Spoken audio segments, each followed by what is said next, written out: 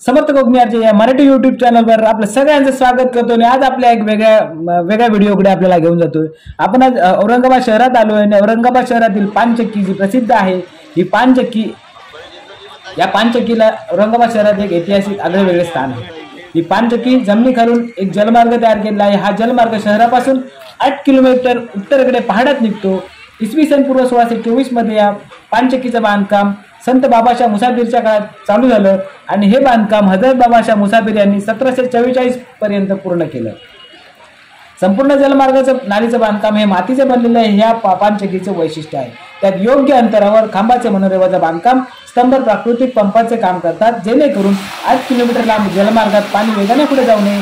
शेवटी सायथन पद्धतीने हा एक आकर्षक धबधब्याच्या रूपाने हे पाणी हौदात पडते आणि या हौदाची उंची सुमारे 12 फूट आहे। ही माहिती आपल्याला व्हिडिओमध्ये पाहता येईल।